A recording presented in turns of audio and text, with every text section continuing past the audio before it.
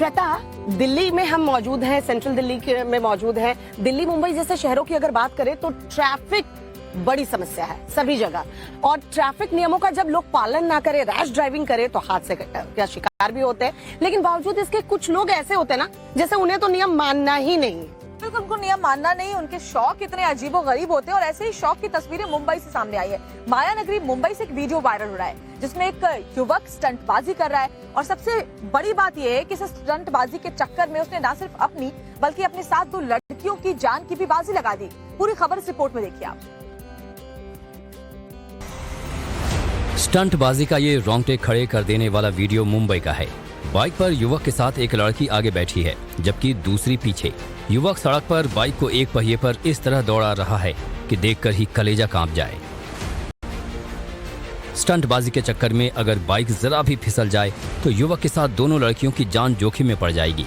Video बनाने और social media पर वायरल होने का नशा इन पर इस कदर सवार है कि पूछिए मत। वीडियो सोशल मीडिया पर वायरल होने के बाद मुंबई की BKC पुलिस ने एक्शन लिया है। आरोपी युवक फैज कादरी को पुलिस ने गिरफ्तार कर लिया है। ट्रैफिक नियम तोड़ने और जानलेवा स्टंटबाजी के आरोप में युवक के खिलाफ कार्रवाई की जा रही है। लेकिन ये पहला मौका नहीं है जब किसी ने इस तरह की स्टंटबाजी की है। ऐसे वीडियो अक्सर सामने आते हैं। सवाल यह है कि इन पर लगाम कैसे लगाई जाए। तो मुंबई पुलिस ने इस स्टंटबाज को तो गिरफ्तार कर लिया है, लेकिन सवाल सबसे बड़ा ये है कि ऐसे स्टंटबाजों पर लगाम कैसे लगाई जाए जो अपनी जान की परवाह नहीं करते और सामने वाले शख्स की भी जान को खतरे में डाल देते हैं। हम तो आपसे यही अपील करेंगे कि देखिए, ट्रैफिक नियमों का पालन जरूर करें जिससे आपकी यात्रा सेफ है। श्वेता, यात्रा की बात चली है, सेफ यात्रा की बात चली है, तो अच्छी बात यह है कि इसी महीने की 22 तारीख से देखिए 4 धाम यात्रा की शुरुआत हो रही है, और यात्रा का इंतजार रहता है जिन लोगों के, उनके लिए अच्छी खबर है। किस तरह की यात्रा की तैयारियां चल रही हैं आपको दिखाते हैं इस रिपोर्ट के जरिए। पहाड़ों पर हो रही बारिश और बर्फबारी के बीच 4 धाम यात्रा की तारीखों का ऐलान हो गया। धामों के कपाट कब खुलेंगे, इसकी जानकारी खुद CM पुष्कर सिंह धामी ने दी है। इस बार 4 धाम यात्रा 22 अप्रैल से शुरू हो रही है, जिसे लेकर सरकार और प्रशासन पिछले काफी वक्त से तैयारियों में जुटे हैं। हालांकि पहाड़ों पर हो रही बर्फबारी के चलते तैयारियों में रह रहकर रुकावटें सामने आ रही हैं। 4 धाम यात्रा में सबसे पहले 22 अप्रैल को गंगोत्री और यमुनोत्री के कपाट खुलेंगे। इसके बाद 25 अप्रैल को केदारनाथ के कपाट खुलेंगे। 27 अप्रैल को बद्रीनाथ धाम के कपाट श्रद्धालुओं के लिए खोल दिए जाएंगे। 22 अप्रैल को गंगोत्री यमुनोत्री धाम के, 25 को केदारनाथ जी के और 27 को बद्रीनाथ जी के कपाट खुलेंगे। तो उसकी सभी तैयारियां पूरी हो गई हैं, और जहां रेलवे मंत्रालय से और हमारे वित्त मंत्रालय से कुछ हमारे राज्य के मामले हैं, उन मामलों पर मैं केंद्रीय नेताओं से और केंद्रीय मंत्रियों से अनुरोध करूंगा। उत्तराखंड के CM पुष्कर सिंह धामी ने कहा कि वो PM मोदी को भी 4 धाम यात्रा को लेकर न्योता देंगे। माननीय प्रधानमंत्री जी का हर बार उत्तराखंड का दौरा होता है, और हम उनसे अनुरोध करेंगे इस बार की 4 धाम यात्रा भी है, और कैलाश मानसरोवर यात्रा, आदि कैलाश यात्रा, उन यात्राओं के लिए मैं जरूर उनको जो है आमंत्रित करूंगा और अनुरोध भी करूंगा। उत्तराखंड के पहाड़ इन दिनों बर्फ की सफेद चादर में लिपटे नजर आ रहे हैं। लगातार हो रही बर्फबारी से पर्यटक तो खुश हैं, लेकिन स्थानीय लोगों के साथ साथ 4 धाम यात्रा की तैयारियों में जुटे प्रशासन के लिए ये बर्फबारी मुसीबत खड़ी कर रही है। तो यात्रा की शुरुआत तो 22 तारीख से होने वाली है, लेकिन CM धामी ने कहा है कि यात्रा की तैयारियां जो हैं वो अभी से पूरी कर ली गई हैं। हालांकि बदलते मौसम के मिजाज की वजह से जो यात्री हैं वो जरूर टेंशन में हैं, और ये भी बताया जा रहा है कि केदार धाम और बद्री धाम में अभी तक बर्फ गिर रही है। हालांकि मौसम की मार भले ही पड़ रही हो, लेकिन जो भक्त हैं, जो श्रद्धालु हैं, वो बहुत उत्साहित हैं बद्रीनाथ धाम और केदारनाथ धाम में दर्शन करने के लिए। लेकिन शिरडी में भक्त थोड़े आक्रोशित नजर आ रहे हैं। क्या वजह है उनकी नाराजगी की, और क्या वहां पर खबर है पूरी, आपको इस रिपोर्ट में दिखा देते हैं। बागेश्वर धाम के पीठाधीश्वर धीरेन्द्र कृष्ण शास्त्री आए दिन अपने बयानों को लेकर चर्चा में रहते हैं। कुछ दिन पहले साईं बाबा को लेकर दिए उनके बयान पर अब बवाल खड़ा हो गया है। शिरडी में धीरेन्द्र कृष्ण शास्त्री के खिलाफ साईं भक्तों ने विरोध प्रदर्शन किया। इस दौरान लोग बड़ी गिनती में तख्तियां लेकर पहुंचे थे। लोगों ने जमकर नारेबाजी की और धीरेन्द्र शास्त्री से माफी मांगने की मांग की।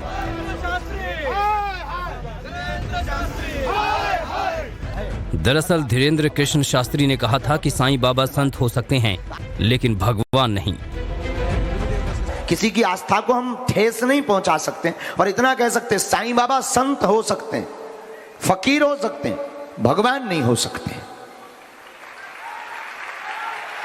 अब आपने कहा कि हिंदू धर्म से पूजा होती है, वैदिक धर्म से पूजा होती है, तो देखो भाई ऐसा बोलना भी बहुत लोग इसको कंट्रोवर्सी में ले लेंगे, पर ये बोलना भी बहुत जरूरी हमें लग रहा है।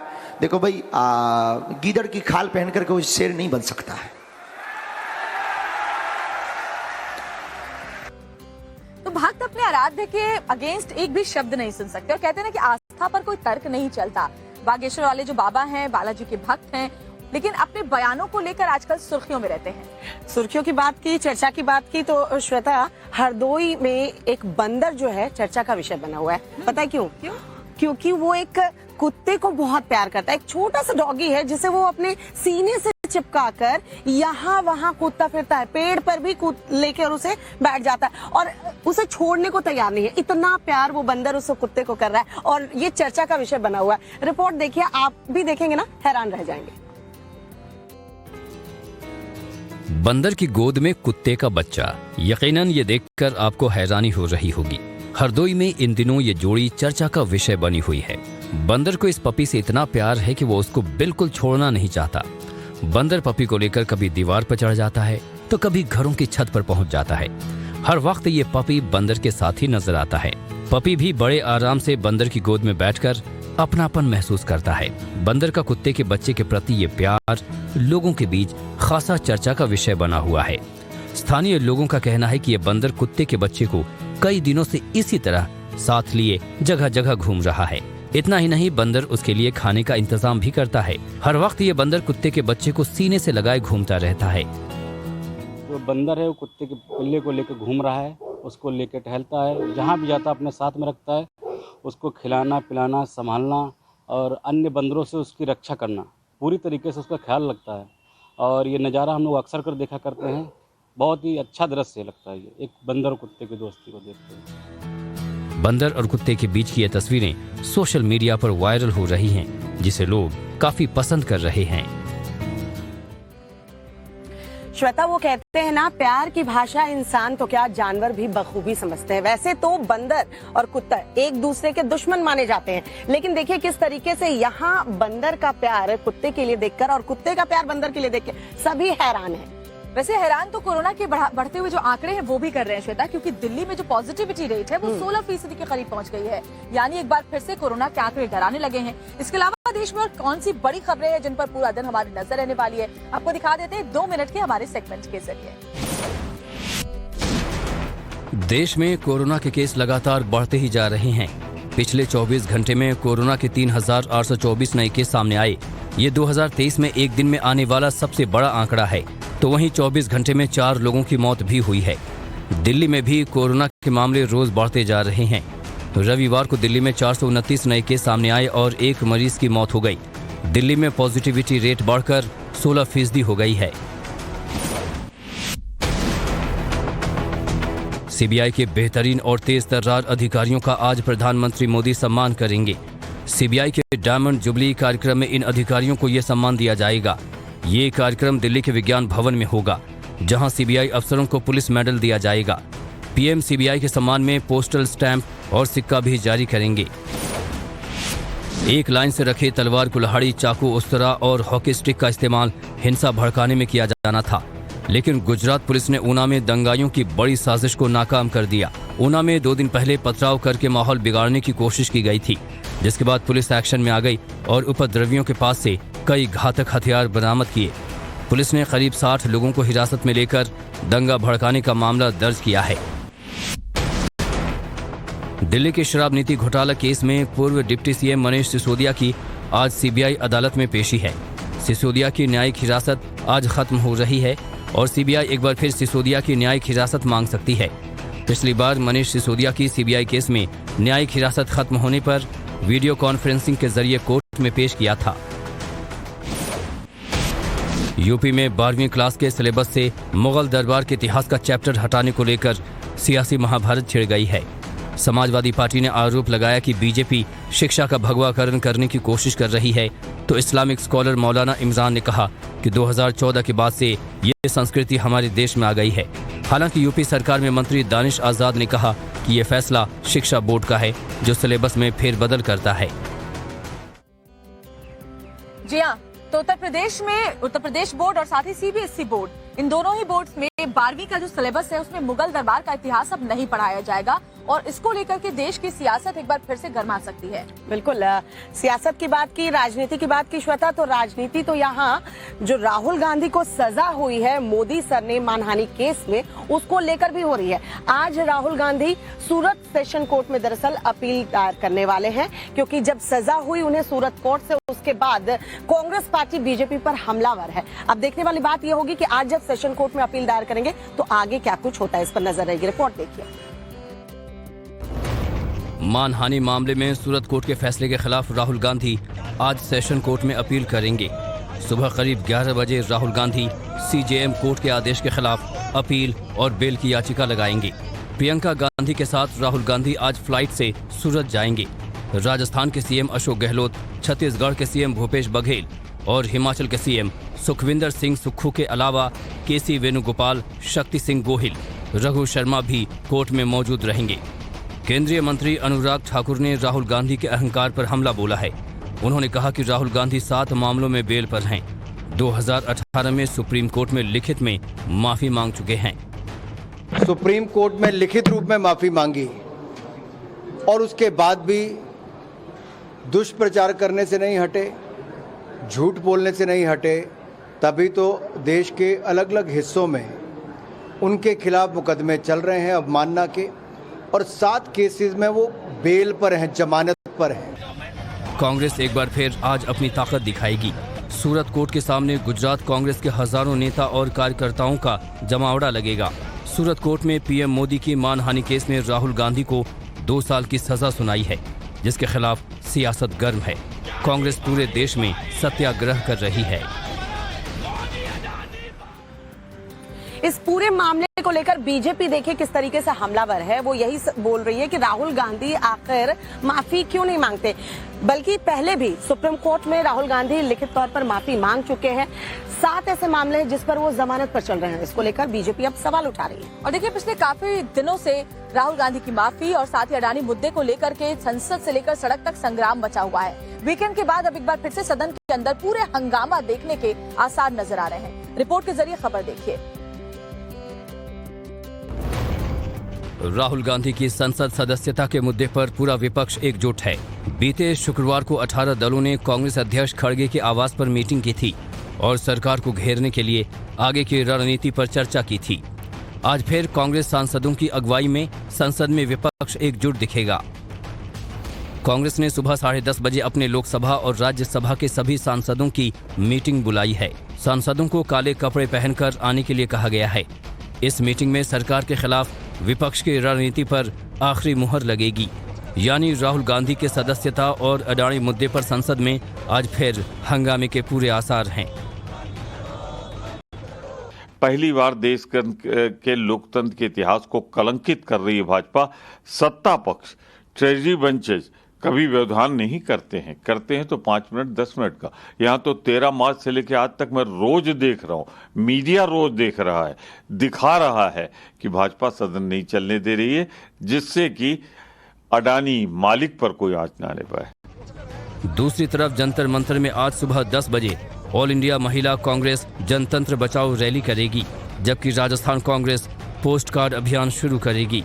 कांग्रेस नेता पीएम मोदी के नाम पोस्ट कार्ड लिखकर राहुल गांधी की सदस्यता रद्द करने के खिलाफ विरोध जताएंगे। तो राहुल गांधी की सदस्यता और अडानी के मुद्दे पर पूरा विपक्ष कांग्रेस के साथ खड़ा है। और देखिए काफी दिनों से श्वेता कांग्रेस इसको लेकर के देशव्यापी प्रदर्शन भी कर रही है।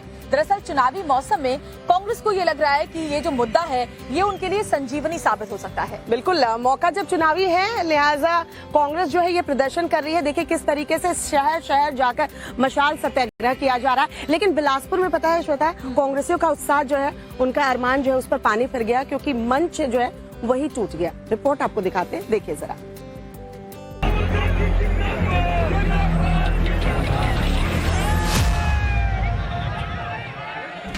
मंच टूटने की ये तस्वीरें छत्तीसगढ़ के बिलासपुर की हैं। राहुल गांधी की संसद सदस्यता रद्द किए जाने के खिलाफ बड़ी संख्या में कांग्रेसी यहां इकट्ठा हुए थे। मशाल जुलूस का कार्यक्रम था, लेकिन अचानक मंच टूट गया। मंच पर चढ़े तमाम नेता और कार्यकर्ता उत्साह में जोर जोर से राहुल गांधी जिंदाबाद के नारे लगा रहे थे। तभी मंच की सांसें उखड़ गई। वो नेताओं के प्रचंड भार को संभाल नहीं पाए और धम से धड़ाम हो गए। चोट आए ना भी आए, हम तो लड़ने वाले हैं। हम अंग्रेजों से नहीं डरे, भारतीय जनता पार्टी के पिट्ठुओं से डरने वाले नहीं हैं। कांग्रेस ने राहुल गांधी के समर्थन में लोकतंत्र बचाओ मशाल शांति मार्च का आयोजन किया था। इस दौरान कार्यक्रम में नेताओं के बीच मंच पर चढ़ने को लेकर जैसे होड़ मच गई। ऐसे में बेचारा मंच भी क्या करता, उसकी भी अपनी सीमाएं थी। कांग्रेस के लोकतंत्र का अथाह भार सह नहीं सका और भयभीत होकर भरभरा कर गिर गया। मंच पर प्रदेश प्रभारी कुमार शैलजा, प्रदेश कांग्रेस अध्यक्ष मोहन मरकाम समेत कई नेता मौजूद थे। मंच गिरने से एक विधायक को मामूली चोट आई है, बाकी सभी सुरक्षित हैं। इससे पहले जगदलपुर में भी कांग्रेसियों के साथ हादसा हो चुका है। यहां मशाल जुलूस के दौरान कई नेता झुलस गए। इससे पहले बिलासपुर में मशाल यात्रा में कुछ कार्यकर्ताओं के झुलसने से चोट भी लगी थी। वो कहते हैं ना कि मशाल जो है अंधेरे के खिलाफ एक तो कम से कम जलती रहनी चाहिए, और सत्य और लोकतंत्र की इस लड़ाई में कह रहे हैं कि कांग्रेसी मशाल जला रहे हैं। लेकिन कांग्रेस का यही आरोप है श्वेता बार बार कि लोकतंत्र जो है वो खतरे में। अब सवाल तो ये है कि लोकतंत्र खतरे में या कांग्रेस की खुद की सियासत खतरे में, जिसे बचाने के लिए कांग्रेस इस तरीके से सड़कों पर उतरी हुई है। और कम से कम इस बार उनको संजीवनी के रूप में एक दो मुद्दे जरूर मिल गए। लेकिन आंदोलन की हमने बात की तो आंदोलन जयपुर में भी देखने को मिला, जहां SC/ST वर्ग के हजारों लोगों ने प्रदर्शन किया अपनी मांगों को लेकर के। आपको दिखाते हैं पूरी खबर। विधानसभा चुनाव की सरगर्मी के बीच राजस्थान में शक्ति प्रदर्शन का दौर शुरू हो गया है। नीला झंडा लिए हजारों लोगों की भीड़ की ये तस्वीरें जयपुर की हैं। रविवार को SC/ST जाति के लोगों ने महापंचायत की, लेकिन इस दौरान मंच पर बोलने को लेकर विवाद हो गया।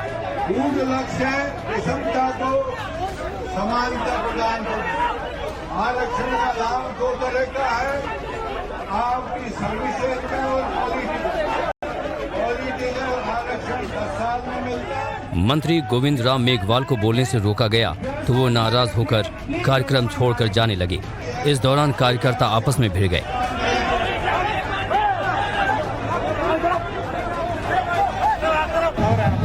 महापंचायत में बड़ी संख्या में लोगों ने अपनी मांगों को लेकर झंडा बुलंद किया। रैली और पैदल मार्च के दौरान लोगों का हुजूम देखने को मिला। तो चुनाव आते आते अलग अलग वर्गों के लोग जो है अपनी मांगों को लेकर के, अपनी परेशानियों को लेकर के आंदोलित होते हैं, क्योंकि उनको पता है कि चुनावी मौसम है तो शायद उनकी बात को सुन लिया जाएगा। और जाहिर सी बात है करना भी चाहिए, प्रदर्शन होने भी चाहिए शांतिपूर्ण तरीके से अगर किए जाए। हालांकि आंदोलन की बात की, विरोध प्रदर्शन की बात की तो विदेशों में भी लगातार विरोध प्रदर्शन हो रहे हैं, और एक ही जगह नहीं कई जगह ऐसे विरोध प्रदर्शन देखने को मिल रहा है। और कुछ क्या घट रहा है पूरी दुनिया में, आपको दिखाते हैं 2 मिनट दुनिया। यूरोपीय देश कोसोवो में रविवार को सड़कों पर हजारों लोग उतरे। इन लोगों ने हाथों में पोस्टर ले रखे थे जो कोसोवो लिबरेशन आर्मी के पूर्व फाइटर्स के समर्थन में थे। दरअसल कोसोवो लिबरेशन आर्मी के सैनिकों पर सर्बिया से आजादी के संघर्ष में उत्पीड़न और जुल्म करने के आरोप लगे हैं। इन सैनिकों पर वॉर क्राइम के तहत मुकदमा चल रहा है। हालांकि प्रदर्शनकारियों की मांग है कि इन्हें रिहा किया जाए।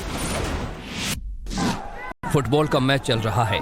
स्टैंड में मौजूद दर्शक खिलाड़ियों को चीयर कर रहे हैं। तभी मैदान पर आंसू गैस का एक गोला आकर गिरता है और हड़कंप मच जाता है। दर्शक स्टैंड से जान बचाते हुए बाहर निकलते हैं। ये मंजर जेरूशलम के फैसल अल हुसैनी इंटरनेशनल स्टेडियम में हुए फाइनल मैच का है। फिलिस्तीनी फुटबॉल संघ के मुताबिक आंसू गैस का गोला इजरायली सुरक्षा बलों ने दागा। फिलिस्तीनी फुटबॉल संघ ने इसकी शिकायत फीफा से की है। बीच समंदर में जुगाड़ से तैयार की गई बोट पर 92 प्रवासी जिंदगी और मौत के बीच झूल रहे थे। इनकी कोशिश भूमध्य सागर पार कर यूरोप जाने की थी, लेकिन समंदर की लहरें जान लेने पर उतारू थीं। ऐसी इमरजेंसी में इन 92 लोगों का रेस्क्यू किया गया, जिनमें 9 महिलाएं और करीब 40 बच्चे हैं। रेस्क्यू किए गए एक शख्स को स्ट्रेचर पर लिटाकर उपचार किया गया। आग के तांडव की ये भयानक तस्वीरें साउथ कोरिया के जंगलों की हैं।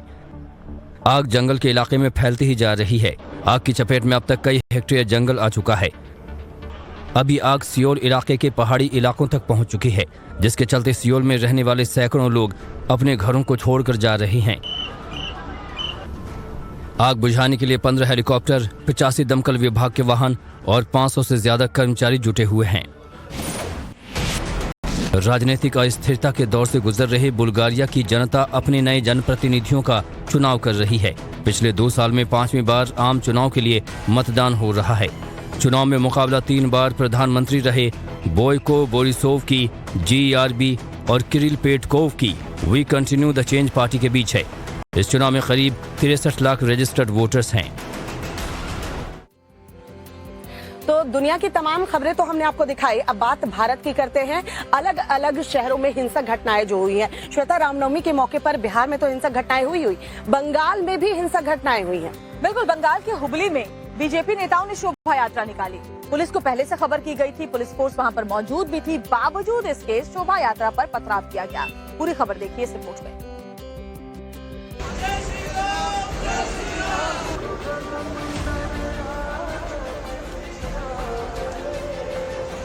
भगवा झंडे के साथ शोभा यात्रा की ये तस्वीरें पश्चिम बंगाल के हुगली जिले की हैं। रविवार को बीजेपी ने हुगली में फिर से शोभा यात्रा निकाली थी। इस दौरान 2 गुटों के बीच फिर से संघर्ष हो गया। शोभा यात्रा पर पथराव किया गया और उपद्रवियों ने आगजनी की।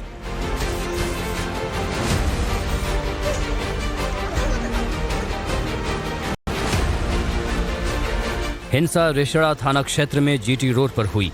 शोभा यात्रा में बंगाल बीजेपी के नेता दिलीप घोष भी शामिल थे। हिंसा को लेकर एक बार फिर आरोप प्रत्यारोप शुरू हो गया है। दिलीप घोष ने कहा कि शोभा यात्रा शांतिपूर्ण तरीके से निकाली जा रही थी। इस दौरान अचानक पत्थरबाजी शुरू हो गई। इसके सामने ईटा पत्थरबाजी हो रही है और जानबूझकर इतने बच्चे हैं, महिलाएं हैं, बुजुर्ग हैं, इसी स्टैम्पेड हो जाएगा। पुलिस खड़ा होकर देख रहा है, बड़ा बड़ा ईटा पत्थर आ रहा है। मैं भी यहाँ तैयार हूँ। इतनी बड़ी चलते हुए रैली के ऊपर पत्थरबाजी हो रही। 2 दिन पहले घटना होने के बाद भी पुलिस तैयार नहीं है। भारतीय जनता पार्टी का चरित्र ही ये है, जब नवान्न अभियान किए हैं तब भी इस तरीके के वैंडलिज्म वो किए हैं। जब रामनवमी का प्रोसेशन हावड़ा में हुआ तब भी इस तरीके के गड़बड़ किए हैं, तोड़फोड़ किए हैं, वैंडलिज्म किए। TMC सवाल कर रही है कि रामनवमी के 2 दिन बाद शोभा यात्रा निकालने की क्या जरूरत थी। रमजान के पाक महीने में बीजेपी शोभा यात्रा निकालने पर क्यों अड़ी है। पथराव में बीजेपी विधायक विमान घोष घायल हुए हैं। कई पुलिसकर्मियों को भी चोटें आई हैं। शाम को दिलीप घोष की रैली यही रास्ता लेके उस तरफ जा रही थी। उसी समय यहाँ पे कहा जा रहा है कि कुछ अननोन असेलेंट्स वहाँ से ईंटों का, पत्थरों का बारिश कर रहे थे। हिंसा के बाद हुगली में 3 अप्रैल की रात 10 बजे तक इंटरनेट सेवा बंद कर दी गई है। हिंसाग्रस्त इलाकों में धारा 144 लगाई गई है। रामनवमी के दिन हुई हिंसा पर बंगाल बीजेपी अध्यक्ष सुकांता मजूमदार ने केंद्रीय गृह मंत्री अमित शाह को पत्र लिखा है और तत्काल मदद का अनुरोध किया है। बिहार के सासाराम में हिंसा के बाद हालात सामान्य हैं, लेकिन कुछ इलाकों में तनाव बरकरार है। रात 9 बजे संवेदनशील इलाकों में RAF के जवानों ने फ्लैग मार्च किया। पुलिस ने लोगों से अफवाहों पर ध्यान नहीं देने की अपील की। नालंदा में भी पुलिस ने फ्लैग मार्च किया। लोगों से लगातार हम लोग अपील कर रहे हैं, पुनः आप लोगों के माध्यम से अपील कर रहे हैं कि शांति बनाए रखें, किसी प्रकार की अफवाह में यकीन न करें। कई तरह की अफवाहें उड़ाई जा रही हैं, उनमें यकीन कतई न करें। प्रोफेशनली हम लोग देख रहे हैं और लोगों से ये बिल्कुल अपेक्षा है हमारी कि हमें सहयोग करें। पिछले 3 दिन से पूरा प्रशासन, पूरी पुलिस जो है दिन रात जाग के जो है कोशिश कर रही है कि शहर में शांति बनाए रखें। हम लोग सहयोग करें और अपना ध्यान रखें। सासाराम के शेरगंज के जिस घर में 2 दिन पहले ब्लास्ट हुआ था, वहां से बम बनाने का सामान बरामद हुआ है। पुलिस और फॉरेंसिक टीम पूरी घटना की जांच में जुटी है। बम ब्लास्ट में 6 लोग घायल हुए थे। बम बनाते समय ही वो ब्लास्ट हुआ। अंदर की तस्वीरें आप दिखाने की कोशिश करें कि देखिए ये पूरा जो छप्पर है वो धराशायी हो गया। देखिए चारों तरफ आपको ईंट और मलबा ही नजर आएगा। तो इस बात से समझ सकते हैं कि बम कितना शक्तिशाली था। सवाल इसी बात का है कि इस बम का इस्तेमाल कहाँ किया जाना था। क्या रामनवमी के दौरान हिंसा को, जिस तरीके से हिंसा हो रही थी, उसमें इसका इस्तेमाल किया जाना था, या फिर इसका जो मकसद है कुछ दूसरा हो सकता है। देखिए ये 2 मंजिला ये मकान है, कच्चा मकान है, और इसी मकान के जो आगे का हिस्सा है वहां पर ये बम बनाया जा रहा था। पुलिस ये पता लगाने की कोशिश कर रही है कि घर में बम किस मकसद से बनाए जा रहे थे। दूसरी तरफ सासाराम में भड़की हिंसा के मद्देनजर यहां 4 अप्रैल तक सभी स्कूल कॉलेज बंद हैं। सभी कोचिंग संस्थानों को भी बंद कर दिया गया है। हिंसा में शामिल लोगों की गिरफ्तारी की जा रही है। और देखिए पुलिस की कोशिश यही है कि हिंसा के जितने भी आरोपी हैं उन्हें जल्द से जल्द पकड़ लिया जाए, ताकि फिर से माहौल खराब करने की इनकी जो अगर कोशिश होगी तो वो पहले से ही वक्त रहते नाकामयाब की जाए। और इसीलिए दोनों जिलों की बात करें तो 100 से ज्यादा गिरफ्तारियां पुलिस कर चुकी है। बिल्कुल। और इस हिंसा को लेकर श्वेता देखिए अब राजनीति भी होने लगी है। एक तरफ बीजेपी जो है वो नीतीश सरकार पर निशाना साध रही है, वहीं नीतीश कुमार और तेजस्वी यादव इसे साजिश बता रहे हैं इस हिंसा को, और बीजेपी पर वार कर रहे हैं। रिपोर्ट आपको दिखाते हैं, देखिए जरा। रामनवमी की शोभा यात्रा में हिंसा के बाद बिहार के सासाराम और नालंदा में अभी भी तनाव है। नालंदा जिले में इंटरनेट सेवाओं का निलंबन 4 अप्रैल तक बढ़ा दिया गया है। पुलिस लगातार छापेमारी कर रही है। आरोपियों की धरपकड़ जारी है, लेकिन लोगों में दहशत कायम है।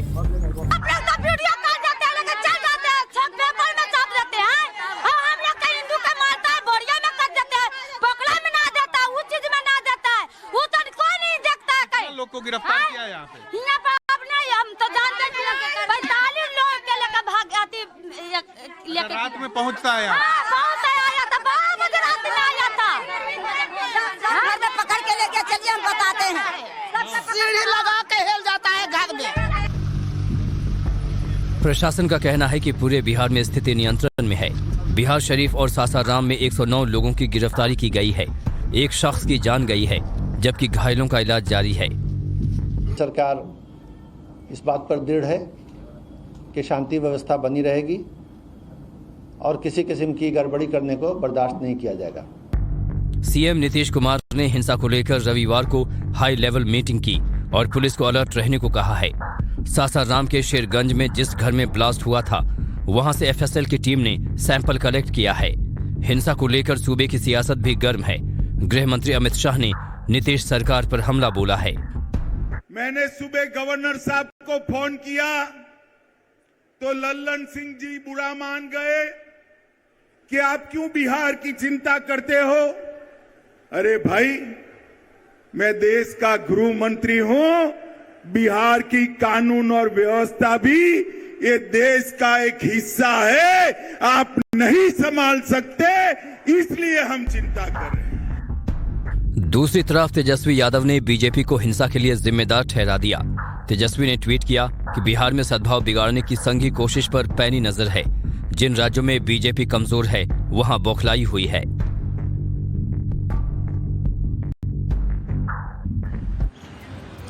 हिंसा में शामिल लोगों पर कड़ी से कड़ी कार्रवाई होनी ही चाहिए, ताकि ऐसी घटनाएं दोबारा ना हो सके।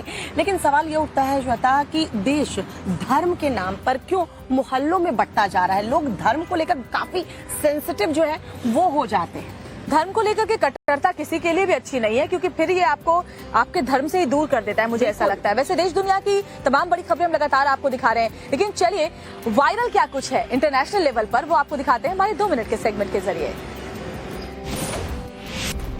गोरिल्ला को आमतौर पर शांत माना जाता है, लेकिन जब गोरिल्ला को चिढ़ाया जाता है तो उसका गुस्सा देखकर अच्छे अच्छों की सिट्टी पिट्टी गुम हो जाती है।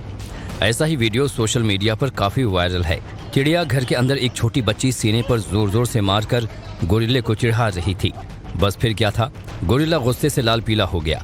हालांकि गोरिल्ला और छोटी बच्ची के बीच शीशे की दीवार थी, नहीं तो क्या होता अंदाजा लगाना मुश्किल नहीं है। लैटिन अमेरिकी देश पेरू में सड़क पर न्याय देने का ये वीडियो सोशल मीडिया पर वायरल है। एक अपराधी ने पिता और बेटे को बंधक बना लिया और हथियार की नोक पर उन्हें ले जा रहा था। तभी किसी ने पुलिस को खबर कर दी। वहां स्थानीय लोग भी जुट गए और उन्होंने अपहरणकर्ता को पकड़ लिया और जमकर पिटाई कर दी।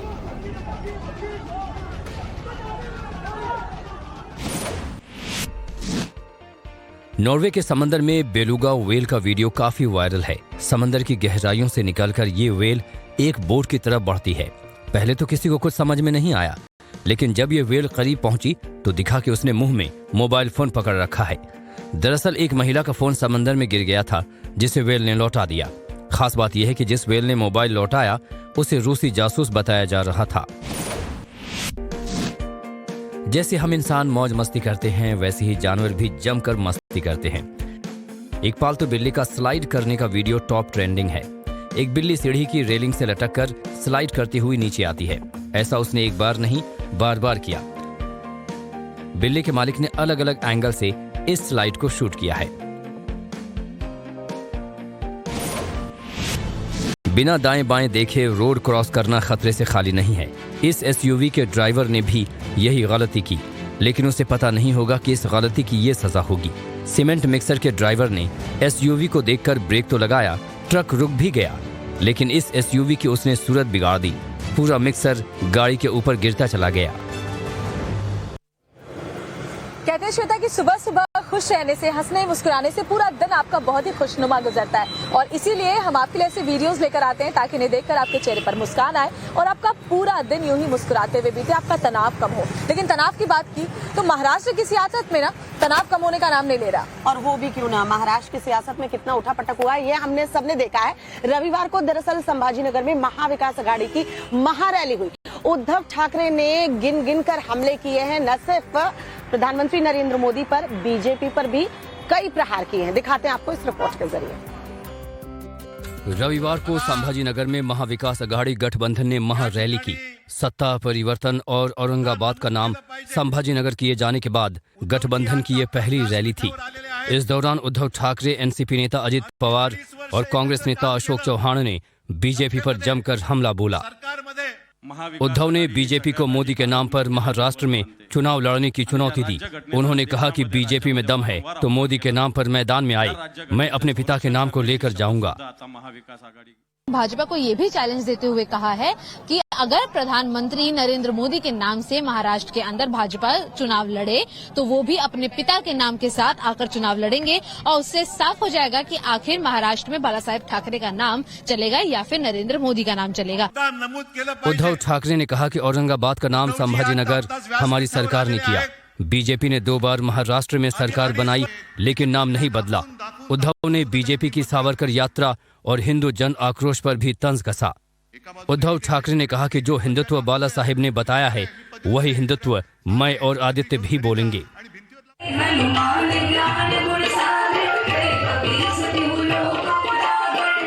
महाविकास अघाड़ी की रैली के दौरान सांसद नवनीत राणा ने अमरावती में हनुमान चालीसा का पाठ किया। श्री संकट मोचन लोक हनुमान मंदिर में आयोजित सामूहिक हनुमान चालीसा पाठ में हजारों महिलाओं ने हिस्सा लिया। श्रद्धालुओं और समर्थकों के साथ नवनीत राणा ने लगातार 11 बार हनुमान चालीसा का पाठ किया।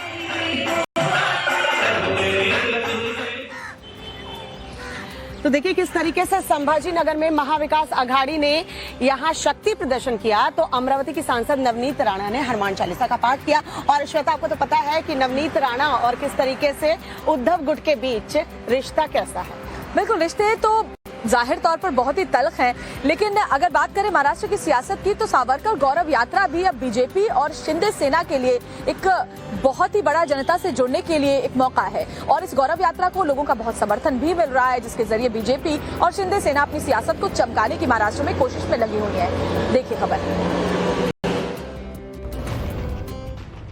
सावरकर पर राहुल गांधी की विवादित टिप्पणी को बीजेपी ने मुद्दा बना लिया है। महाराष्ट्र में बीजेपी अब जगह जगह पर सावरकर गौरव यात्रा निकालकर महाविकास अघाड़ी को घेरने में जुट गई है। हर समुदाय के लोगों का इस यात्रा को भरपूर समर्थन मिल रहा है। मुंबई के अंधेरी में निकाली गई सावरकर गौरव यात्रा का मुस्लिम समुदाय के लोगों ने स्वागत किया। इस दौरान बड़ी गिनती में लोग सावरकर यात्रा में शामिल हुए। वहीं महाराष्ट्र के सीएम एकनाथ शिंदे अपने गृहनगर ठाणे में सावरकर गौरव यात्रा में शामिल हुए। इस दौरान भगवा टोपी पहने लोग बड़ी संख्या में इस यात्रा में शामिल हुए। टोपियों पर मैं भी सावरकर हूँ लिखा था। स्वतंत्र वीर सावरकर जी का देशभक्ति, राष्ट्रभक्ति, प्रखर हिंदुत्ववाद, ये हर एक देशवासियों के लिए गौरव की, अभिमान की बात है। और स्वतंत्र वीर सावरकर जी का जो अवमान बार बार जानबूझ के जो कर रहे हैं, उनको एक मुंहतोड़ जवाब है ये। और इसलिए सावरकर जी का अपमान इस देश में कोई भी सहन नहीं करेगा। और इसकी एक छोटी सी झलक है, इसलिए सभी लोगों ने इसकी सोच समझना चाहिए। मुंबई से सटे मीरा भाईंदर इलाके में भी बीजेपी समर्थकों ने सावरकर के सम्मान में बाइक रैली निकाली। इस दौरान लोग भगवा झंडे लिए नारेबाजी करते नजर आए। जिस तरीके से हमारे देशभक्त स्वतंत्र सेनानियों का अपमान कांग्रेस के नेता राहुल गांधी करते आ रहे हैं, अपने आप के अंदर बड़े ही दुर्भाग्यपूर्ण बात है। ये देश का अपमान है, समस्त भारत की जनता का अपमान है। तो देखिए, दरअसल राहुल गांधी ने सावरकर को लेकर के जो बयान दिया था, उसके बाद से जो महाविकास अघाड़ी गठबंधन है महाराष्ट्र में, वो बैकफुट पर है और बीजेपी और शिंदे सेना इसे अपनी सियासत चमकाने के लिए इस्तेमाल कर रही है। जाहिर सी बात है श्वेता, सियासत चमकाने के लिए कहें, चर्चा में रहने के लिए, सुर्खियों में रहने के लिए आजकल नेता ना अलग अलग बयानबाजी करते हैं। अब बिहार में ही देख लीजिए किस तरीके से जेडीयू के विधायक ने धमकी दी है। क्या धमकी दी है, पूरा मामला क्या है, रिपोर्ट दिखाते हैं। अक्सर विवादों में रहने वाले जेडीयू विधायक गोपाल मंडल अपने एक बयान को लेकर चर्चा में हैं। भागलपुर के नौगछिया में भीम संवाद कार्यक्रम के दौरान उन्होंने कहा कि उनके सामने कोई नीतीश कुमार का विरोध करने की हिम्मत नहीं करता और अगर कोई हिम्मत करेगा तो उसकी गर्दन उतार दी जाएगी। नीतीश कुमार का विरोध तो हमारे सामने कोई करता नहीं, करे तो हम गर्दन में उतार देंगे, इसमें तो। गोपाल मंडल ने कहा कि सीएम नीतीश कुमार ने बिहार के लिए काफी काम किया है, लेकिन बावजूद इसके जेडीयू कार्यकर्ता दब जाते हैं और बीजेपी के लोग नीतीश के खिलाफ शोर मचाते रहते हैं। नीतीश कुमार ने जितना काम किया बिहार के अंदर, और हम देखते हमारा पार्टी के लोग, कार्यकर्ता लोग दब जाता है, भाजपा सब हल्ला गुल्ला करता है। इसलिए नीतीश कुमार के काम को अड़ाए रखिए। जब गोपाल मंडल ने बयान दिया तो मंच पर बिहार सरकार के मंत्री अशोक चौधरी भी मौजूद थे। गोपालपुर से जेडीयू विधायक गोपाल मंडल का विवादों से पुराना नाता रहा है। जेडीयू विधायक पर भागलपुर में जमीन कब्जा करने के कई बार आरोप लग चुके हैं। इससे पहले जेडीयू विधायक बार बालाओं के साथ अश्लील गीतों पर डांस करने और ट्रेन की बोगी में अर्धनग्न होकर घूमने को लेकर भी विवादों में रह चुके हैं। तो देश में इन दिनों राजनीति की बात करें श्वेता, तो कई मुद्दों को लेकर के जो सियासत है वो तेज है। एक तरफ अडानी का मुद्दा, फिर उनकी राहुल गांधी की सदस्यता जाने का मुद्दा, और इसके अलावा रामनवमी की शोभा यात्रा पर जो हिंसा देश के अलग अलग हिस्सों में हुई, उसको लेकर के भी जबरदस्त राजनीति हो रही है। तो देश दुनिया की तमाम बड़ी खबरें, पल पल की अपडेट तो हम आपको दे ही रहे हैं। अब आपको दिखाते हैं खेल जगत की खबरें। देखिए जरा खेल जगत में क्या कुछ हलचल है। रॉयल चैलेंजर्स बेंगलुरु ने आईपीएल में अपने अभियान की शुरुआत धमाकेदार अंदाज में की है। बेंगलुरु के चिन्नास्वामी स्टेडियम में आरसीबी ने मुंबई इंडियंस को 8 विकेट से हरा दिया। टॉस जीतकर पहले फील्डिंग करने उतरी आरसीबी ने मुंबई को 171 रन पर रोक लिया, जिसमें तिलक वर्मा ने नाबाद 84 रन बनाए। जवाब में विराट कोहली और कप्तान डुप्लेसी की जोड़ी ने अकेले दम पर मुंबई की टीम को पानी पिला दिया और 22 गेंद बाकी रहते मैच जीत लिया। आरसीबी की जीत के हीरो सही मायने में विराट कोहली रहे, जिन्होंने आईपीएल के 2023 के सीजन का आगाज नाबाद अर्धशतक से किया। विराट ने अपनी मैच जिताऊ पारी में 6 चौके और 5 छक्के लगाए, तो डुप्लेसी ने 43 गेंद पर 73 रन की पारी खेली। विराट ने पहले विकेट के लिए डुप्लेसी के साथ मिलकर 148 रन की साझेदारी की और टीम को जिताकर ही वापस लौटे। आईपीएल में राजस्थान रॉयल्स ने अपना अभियान जीत के साथ शुरू किया है। राजस्थान रॉयल्स ने सनराइजर्स हैदराबाद को एक तरफा मुकाबले में 72 रन से हरा दिया। पहले बल्लेबाजी करने उतरी राजस्थान ने जोस बटलर, यशस्वी जायसवाल और संजू सैमसन ने हाफ सेंचुरी के दम पर 5 विकेट पर 203 रन का स्कोर खड़ा किया, लेकिन हैदराबाद की टीम 20 ओवर में 131 रन ही बना सकी। राजस्थान के चहल ने 4 विकेट लिए। आईपीएल के अहम मैच में आज धोनी के धुरंधरों की टक्कर लखनऊ सुपर जायंट से होगी। ये मैच शाम 7:30 बजे से चेन्नई के चेपॉक स्टेडियम में होगा।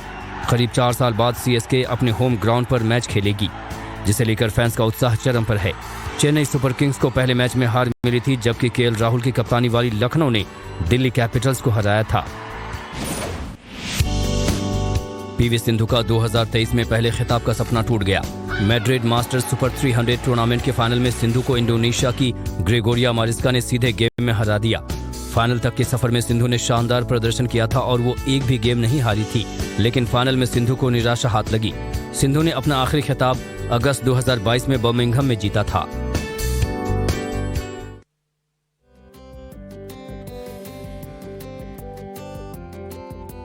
और बड़ी खबर इस वक्त बिहार से आ रही है, वो हम आपको बता दें। सासाराम में दरअसल बताया जा रहा है फिर से बमबाजी हुई है। एक घर को निशाना बनाया गया है, घर के ऊपर ही बम से हमला किया गया है।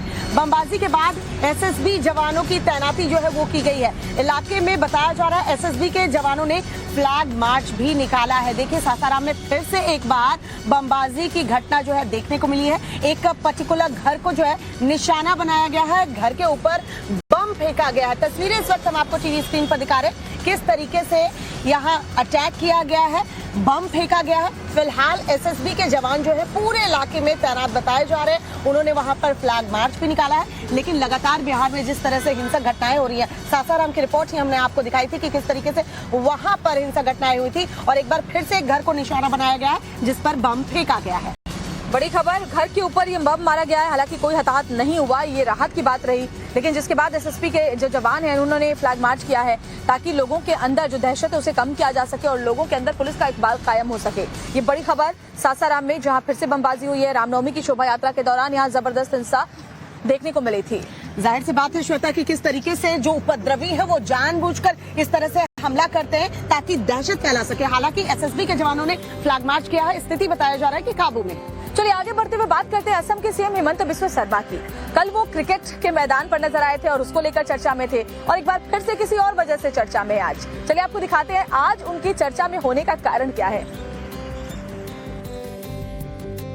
असम के सीएम हिमंता बिस्वा शर्मा को खालिस्तानी आतंकी संगठन सिख फॉर जस्टिस की तरफ से धमकी मिली है।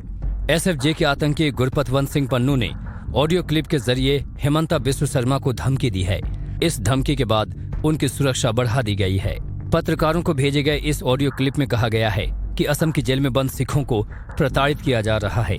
इतना ही नहीं, ऑडियो में हिमंता बिस्वा शर्मा को खालिस्तान के मामले से दूर रहने को कहा गया है। पुलिस अधिकारियों ने दावा किया कि ऑडियो में आवाज पन्नू की है, जिसे गृह मंत्रालय की तरफ से यूएपीए के तहत आतंकवादी घोषित किया जा चुका है। आतंकी पन्नू इस समय अमेरिका में हैं। पुलिस के मुताबिक इस धमकी के बाद रेलवे स्टेशन और एयरपोर्ट पर सुरक्षा बढ़ा दी गई है। Some of the media personnel of Assam had received an audio clip, pre-recorded audio clip, wherein a person calling himself as Gurpatwant Singh Pannu had threatened the Honorable Chief Minister of Assam with dire consequences.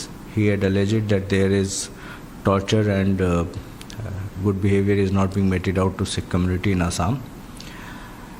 On the basis of that, we have registered a case in STF police station in Assam. Khalistani आतंकी पन्नू ने audio clip जारी करके हिमंता को धमकी दी है और उन्हें खालिस्तान के मामले से दूर रहने की सलाह एक तरीके से दी है। और देखिए इधर दिल्ली मॉडल और असम मॉडल को लेकर के भी वाद विवाद जो है कंपटीशन वो शुरू हो गया है, क्योंकि असम पहुंचे थे दिल्ली के सीएम अरविंद केजरीवाल। उन्होंने वहां दिल्ली का गुणगान किया और जवाब देने में हिमंत बिस्वा शर्मा ने भी देर नहीं लगाई। रिपोर्ट देखिए। असम के सीएम हिमंता बिस्वा शर्मा और दिल्ली के सीएम केजरीवाल के बीच जुबानी जंग जारी है। असम दौरे पर गए केजरीवाल ने विकास के मुद्दे पर हिमंता सरकार पर निशाना साधा और कहा कि दिल्ली को आप सरकार ने बदल दिया है, लेकिन असम के सीएम ने 7 साल में कोई काम नहीं किया। शानदार दिल्ली बना दी हमने। हेमंत बाबू ने क्या किया 7 साल में?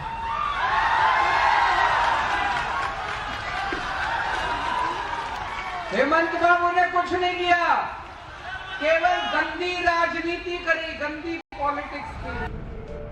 केजरीवाल ने आरोप लगाए तो हिमंता बिस्वा शर्मा ने भी पलटवार किया। उन्होंने कहा कि दिल्ली के 60% लोग नर्क में रहते हैं। हमारा हर गांव का हालत आपका झुग्गी झोपड़ी से अच्छा है। दिल्ली में मैंने खुद इलेक्शन कैंपेन में गया हूं। दिल्ली का 60% लोग नरक में रहता है। असम तो स्वर्ग है। एक एक छोटा कमरा में 20-20 लोग 30-30 लोग रहता है। हेमंता बिस्व शर्मा ने कहा कि वो केजरीवाल झूठ की राजनीति करते हैं। उन्होंने कहा कि केजरीवाल का दिल्ली में 12 लाख नौकरियां देने का दावा झूठा है। दिल्ली गवर्नमेंट का बजट में खाली 1.5 लाख पोस्ट है। अगर आपका कुल कर्मचारी 1.5 लाख है तो आप 12 लाख नौकरी कैसे दिया? फिर बोला पंजाब में 28,000 दिया। अरे भाई हम तो 1 लाख देने जा रहा हूं, 10 में 42,000 दे चुका हूं। आप फ्री इलेक्ट्रिसिटी देता है, मैं तो अरुणोदय 1400 रुपया देता हूं, आपका तो खाली इलेक्ट्रिसिटी का 300 आप देता है, मैं तो ऊपर जाके देता हूं। आगे बढ़ते हुए बात अगली खबर की करते हैं। नवजोत सिंह सिद्धू हाल में ही जेल से रिहा हुए हैं श्वेता, और आज वो सिद्धू मूसेवाला के परिवार से मिलने के लिए उनके गांव जाने वाले हैं। बताया ये भी जाता है कि नवजोत सिंह सिद्धू का खास लगाव सिद्धू मूसेवाला से था और उन्हें कांग्रेस में शामिल करने वालों में एक नवजोत सिंह सिद्धू भी थे। अमरिंदर सिंह राजा वधिंग जो है, इन्होंने ही कांग्रेस में शामिल करवाया था। रिपोर्ट आपको दिखाते हैं, देखिए जरा। रोड रेज केस में 1 साल की सजा काटकर बाहर आए नवजोत सिंह सिद्धू आज सिद्धू मूसेवाला के परिवार से मुलाकात करने मूसा गांव जाएंगे।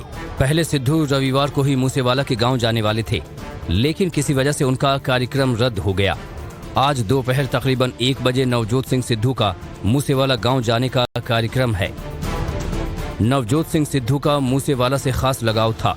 कांग्रेस में सिद्धू मूसेवाला को लाने वाले नवजोत सिंह सिद्धू और अमरिंदर सिंह राजा वड़िंग ही थे। सिद्धू उस समय पंजाब प्रदेश कांग्रेस कमेटी के अध्यक्ष थे। मूसेवाला को पंजाब विधानसभा चुनाव में टिकट भी उन्हीं के कहने पर मिला था, लेकिन नवजोत सिंह सिद्धू के जेल जाने के 9 दिन बाद ही मूसेवाला का गैंगस्टर्स ने कत्ल कर दिया था। वहीं मूसेवाला के पिता ने कहा कि वो जालंधर उपचुनाव में घर घर जाकर मूसेवाला को इंसाफ दिलाने के लिए प्रचार करेंगे। उन्होंने कहा कि कई महीने बीत जाने के बाद भी पंजाब सरकार उनके बेटे को इंसाफ नहीं दिला पाई है। मूसेवाला के पिता ने इस दौरान लॉरेंस बिश्नोई को भी आड़े हाथों लिया। बलकौर सिंह ने कहा कि लॉरेंस बिश्नोई को राष्ट्रवादी बताया जा रहा है, जबकि उसके हाथ निर्दोष लोगों के खून से रंगे हैं। और इस वक्त एक बड़ी खबर मिल रही है मध्य प्रदेश से। मध्य प्रदेश के कूनो नेशनल पार्क से यह खबर मिल रही है। दरअसल यहाँ बताया जा रहा है कि जंगल से भागकर रिहायशी इलाके में एक चीता जो है वो पहुंच गया है। नेशनल पार्क के पास झाड़ में पहुंचा है ये चीता। बड़ौदा गांव में चीते को देखा गया है। वन विभाग की टीम चीते की मॉनिटरिंग कर रही है। चीते को वापस जंगल भेजने की कोशिश लगातार की जा रही है। तो देखिए किस तरीके से जंगल में चीते को छोड़ा गया था कूनो नेशनल पार्क में, और बताया जा रहा है कि चीता जो है वो रिहायशी इलाके की तरफ देखा गया है। नेशनल पार्क के पास से झाड़ में ये चीता जो है वो देखा गया है। बड़ौदा गांव में लोगों ने बताया कि उन्होंने चीते को देखा है, और जाहिर सी बात है वन विभाग की टीम जो है वो इस चीते की मॉनिटरिंग कर रही थी। लगातार कोशिश यही की जा रही है कि चीते को जल्द से जल्द ट्रैक करके उसे वापस से जंगल में जो है वो ले जाकर छोड़ा जाए, क्योंकि देखिए रिहायशी इलाके में पहुंचा है तो जाहिर सी बात है यहाँ चीता जो है वो अटैक किसी पर कर सकता है। लोगों ने कहा है उन्होंने चीते को देखा है, और लगातार वन विभाग की मॉनिटरिंग जो है वो की जा रही थी। श्वेता, तो लोगों में दहशत का माहौल है। वन विभाग की कोशिश यही है कि जल्दी से इसे वापस भेजा जा सके। और चलिए इसी के साथ फिट इंडिया के सुपर हिट बुलेटिन में आज के लिए बस इतना ही, लेकिन कल